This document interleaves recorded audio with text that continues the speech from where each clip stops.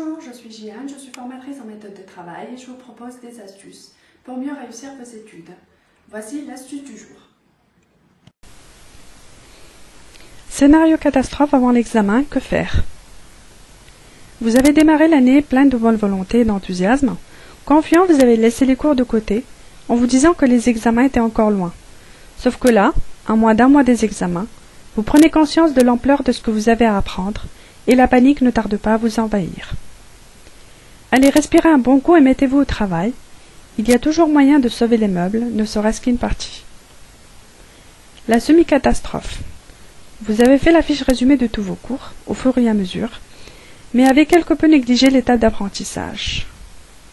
Et la vraie catastrophe. Vous avez complètement laissé de côté un ou plusieurs cours. Quand il s'agit de la semi-catastrophe, vous avez fait la fiche résumée de tous vos cours, au fur et à mesure, mais avez quelque peu négligé l'étape d'apprentissage. Vous allez sans doute manquer de temps pour les apprendre intégralement. Votre fiche résumée comprend les grandes lignes et les détails des cours. Alors focalisez-vous plutôt sur les grandes lignes d'abord.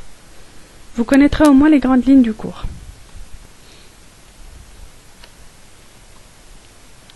Une fois que vous connaissez les grandes lignes de votre cours, intéressez-vous aux détails. Et révisez-les ensuite rigoureusement à 24 heures puis à 48 heures, toujours dans le même ordre. Grandes lignes, détails de chaque partie. C'est-à-dire que 24 heures plus tard, vous révisez une première fois, et 48 heures plus tard, vous révisez encore une deuxième fois, pour mieux les garder en mémoire. Quand il s'agit de la vraie catastrophe, vous avez complètement laissé de côté un ou plusieurs cours. À quelques jours de l'examen, le défi à relever est rude. Vous n'avez plus le temps d'élaborer une fiche résumée en bonne et due forme. Pour cela, vous allez faire un résumé patchwork. Voici les étapes de création d'un résumé patchwork. Alors, prenez votre cours et surlignez-en l'essentiel. Notez sur le recto des pages blanches les idées leaders et leurs détails.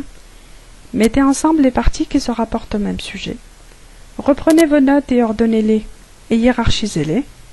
Relisez le document patchwork et corrigez. Alors, voici les étapes dans le détail avec quelques recommandations. La première étape est toujours de prendre son cours et de surligner l'essentiel. Cela ne sera pas suffisant, il est toujours indispensable de passer par une trace écrite. La deuxième étape est de noter sur le recto des pages blanches les idées leaders et leurs détails. Alors notez au fur et à mesure de votre lecture, sur des pages blanches et seulement sur le recto, les idées leaders et les informations qui en découlent. L'étape 3 est de mettre ensemble les parties qui se rapportent au même sujet. Pour cela, vous allez vous munir d'une paire de ciseaux. Vous allez découper vos notes de façon à mettre ensemble les parties qui se rapportent au même thème. C'est pour cela qu'on appelle cela un résumé patchwork. 4. Reprenez vos notes, ordonnez-les et hiérarchisez-les. Même si vous faites un apprentissage express, les informations doivent être ordonnées et cohérentes. La mémoire aime tout ce qui est ordonné. L'étape 5 est de relire et de corriger. Alors, relisez votre document patchwork que vous aurez obtenu sans privilégier certains aspects par rapport à d'autres et corriger. Est-ce que vous avez oublié certaines parties? Est-ce que vous avez mal compris certaines autres parties? Et surtout, assumez. Que vous vous retrouviez dans cette situation par inconscience, par inadvertance ou pour toute autre raison, c'est en assumant et en gardant votre sang-froid que vous aurez le plus de chances de vous en sortir. Alors utilisez des stratégies efficaces pour limiter les dégâts. Si la situation apparaît vraiment désespérée, usez de stratégies pour limiter les dégâts. Voici la première stratégie.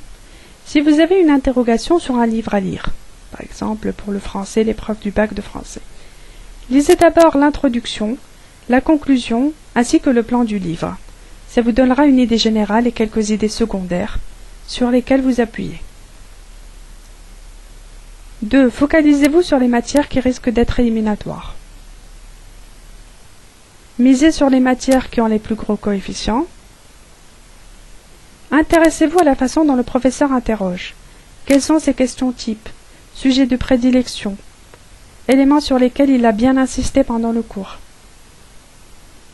La veille du jour J, reposez-vous. Il est inutile de vous plonger à corps perdu dans les révisions jusqu'aux premières heures du jour. et de vous gaver de vitamine C ensuite. Ce mélange de fatigue et d'excitant risque d'avoir un effet catastrophique sur vos performances. Il est toujours préférable de se reposer, de toute façon vous n'y pouvez rien. Changez-vous les idées et faites un peu de sport et endormez-vous sur une musique distrayante pour ne pas vous focaliser sur la situation et risquer la crise de panique. Arrivez détendu et le plus serein possible aux épreuves. Vous aurez ainsi le plus de chances de vous en sortir.